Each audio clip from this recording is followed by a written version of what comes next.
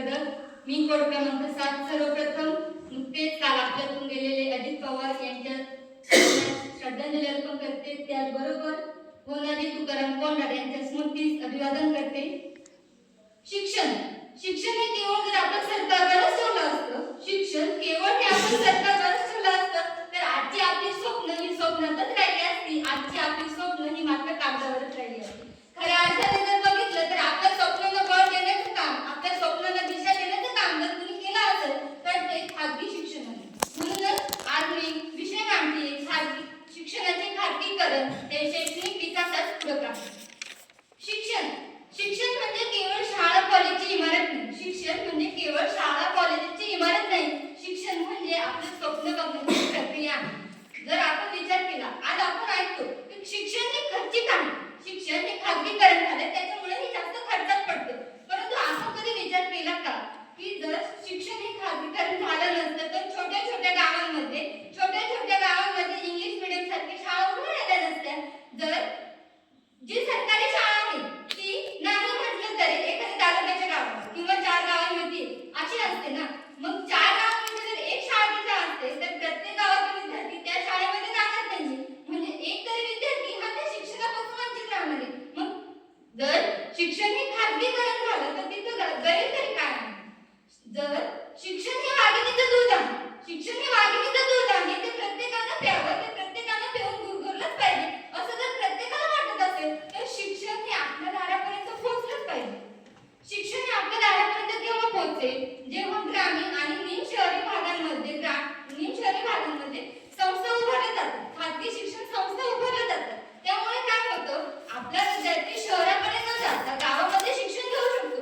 शहराकडे जात नाही त्याच्यामुळे त्याला तिथे राहण्याचा म्हणजे त्याचे रूम भाडे, त्याचे मेसचं जेवण, त्याचं जाण्या-येण्याचा खर्च हे सगळ्याचं ओझं त्याला आपल्या पालकांना टाकता येत नाही। म्हणजे पालकांनाही डोक्याला काही ताण राहत नाही, त्यांचंही डोकं शांत असतं, त्यांचं पाल्यही व्यवस्थित शिक्षण घेत असतं। हे जर आपण बघितलं तर खाजगीकरण झालं हा कुठलाही गैरप्रकार न म्हणता हे शिक्षणाचं विकेंद्रीकरण आहे असं आपल्याला म्हणता येईल। आज जर बघितलं जिथं पर्याय असतो तिथं गुणवत्ता टिकून असते, जिथं पर्याय असतो तिथं गुणवत्ता टिकून असते। आणि जेव्हा विद्यार्थ्याला पर्याय भेटतो तेव्हा त्याला संधी भेटते की आपण काय केलं पाहिजे। याचंच उदाहरण म्हणजे आपली नवीन एज्युकेशन पॉलिसी। न्यू एज्युकेशन पॉलिसीनुसार आज तू बीसीएस सायन्स दे किंवा बीए सायन्स दे, तुला सायन्सचा विषय घ्यायची परमिशन आहे, तू बीएचा एखादा विषय घेऊ शकतो, तू कॉमर्सचा असेल तुला अकाउंट विषय घेता येतोय। म्हणजे तुम्हाला वैयक्तिक तुमचं जे डिग्री आहे, तुम्ही ज्या विषयात तुमची डिग्री घेताय त्या एका डिग्रीचं ज्ञान न घेता तुम्हाला बाकी शिक्षणाचे विषयाचे ज्ञान घेता येते। म्हणजे असं म्हणता येत नाही की शिक्षण व्यवस्थेला बरबाद करा, शिक्षण व्यवस्थेला बरबाद नाही करता येत, शिक्षण व्यवस्थेत बदल घडवता येतो। जिथं बदल घडवला जातो तिथं प्रगती होते, मग तिथं म्हणता येणार नाही का आपली शिक्षण व्यवस्था बरबाद करा। तसं जर बघितलं तर आजच्या जेव्हा शिक्षणाचं खाजगीकरण झालंय त्यामुळे आज इस्रो पासून नासा पर्यंत, गुगल पासून सॉफ्टवेअर पर्यंत आपले भारतीय मेंदू काम करताना दिसतात। का तर त्यांना बाहेरच्या देशामध्ये न जाता आंतरराष्ट्रीय पद्धतीचं शिक्षण आपल्या देशामध्ये दिलं जातं। त्याच्यामुळे सगळ्या ज्या उच्च स्तरावरची कामगिरी आहे तिथं आपल्याला काम करता येतं।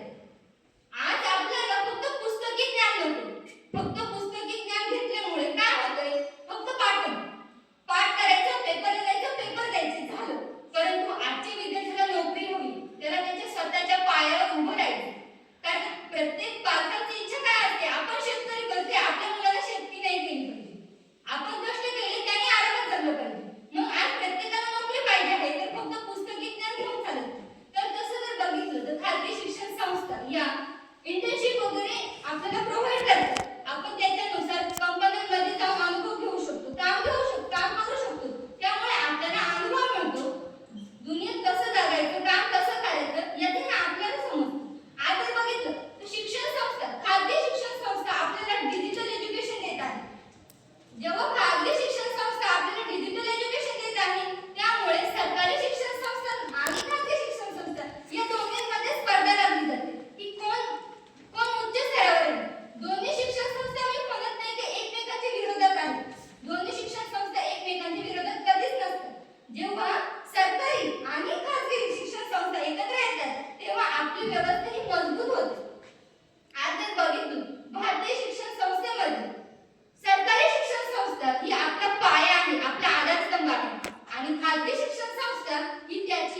निरोधक शक्ती आहे.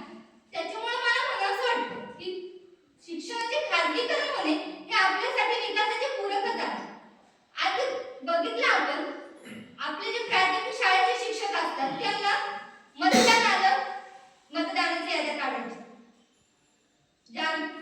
जनगणना करायची, त्यांना तिकडे काम असतं. परंतु जर खाजगी शिक्षक जर बघितला तो शाळेतच असतो, कधी तर तुम्हाला शाळेतच भेटणार आहे, गुणवत्तेकडे तो लक्ष देतो. परंतु सरकारी शिक्षकांचं काय होतं, त्यांना बाहेर जावं लागतं. मग आम्हाला शिकवू द्या असे मोर्चे निघाले जातात.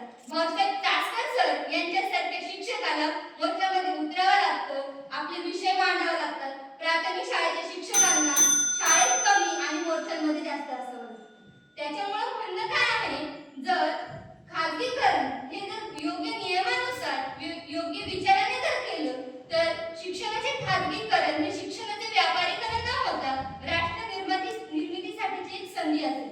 शिक्षण ही एक खर्च नाही, शिक्षण ही एक गुंतवणूक आहे आपल्या माणसांसाठी, आपल्या देशाच्या भविष्यासाठी. म्हणूनच मी म्हणेन की